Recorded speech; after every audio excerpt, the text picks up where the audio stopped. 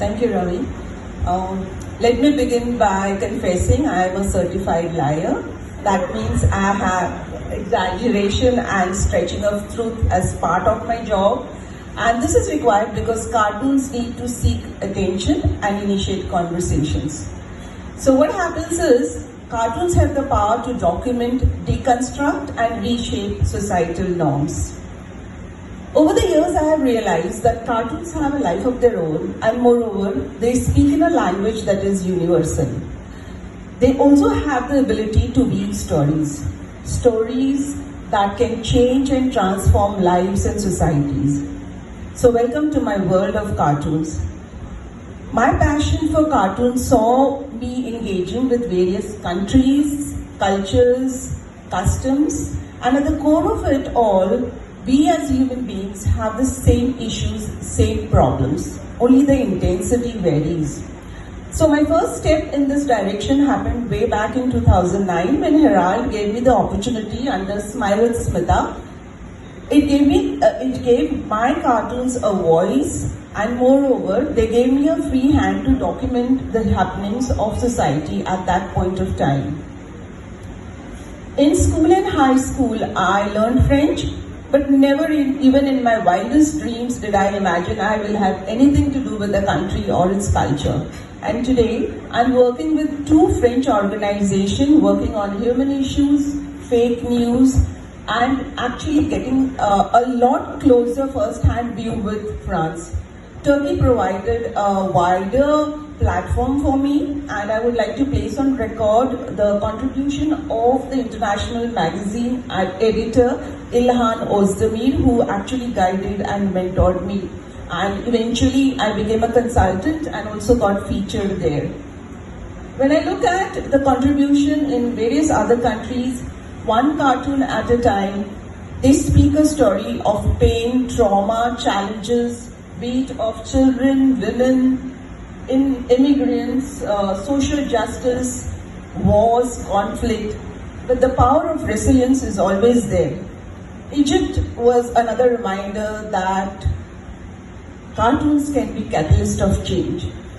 So Save Amazon was a reminder across the continents that we have only one planet, we have limited resources, and we are all connected, humans and all forms of life.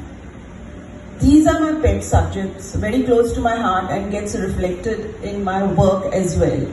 So I love to be the voice of the voiceless, talk about their struggles and celebrate their victories. So yes, women, children primarily. Then I also collaborate with NGOs, and PEN India is Peecha Foundation is a PEN India NGO, and it used art to break social taboos. It also used art to deconstruct the existing societal norms. This is again two events that happened in 2019 and 2020. This was to connect the Goan diaspora, remind them of their roots, work together and express their love and concern for the state. We had a lovely participation, more than 3,000 there. Currently, I am working with Goan Varta and Global Goans. Again, I would like to thank the editors for giving voice to my cartoons and the conversation flows. I think it's very important for every artist, writer and intellect. So then, what is my definition of fun? So I rarely socialize. I'm more of an introvert. Today is an exception probably. But yes, I love caricaturing, playing with words, drawing images. I like more of my own private space. So what is caricaturing? As we all know, it is looking at people and personalities through an exaggerated lens. This slide is actually only about celebrities and the quotes and what sort of message they want to give, because they are the role models we look up to. So yes, caricaturing is a very interesting exercise.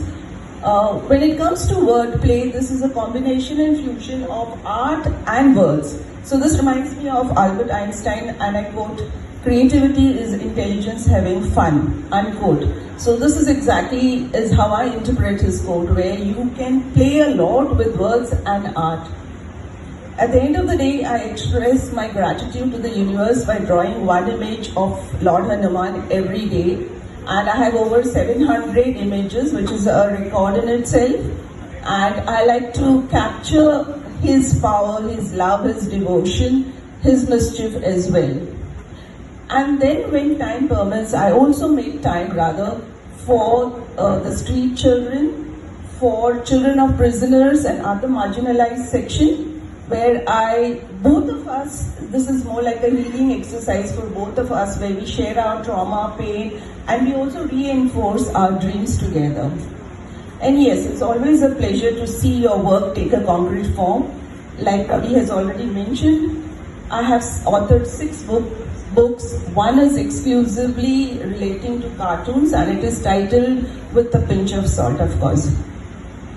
And then there are times when you feel low, rejected, there is remorse and all the negativity overwhelming you. But I need to remind myself, I have to be the voice for the voiceless. I have to believe that eventually everything will fall in place and everything will be fine, and I am okay. I think that's a main aspect of my character. Thank you for being part of my journey today. Keep sketching, keep smiling, and never underestimate the power of cartoon and the stories they tell. Thank you so very much. Thank you. Yeah, give it up for Smita. Okay, Smita, don't go away. I love cartoons. I grew up on cartoons. I tried to sketch them.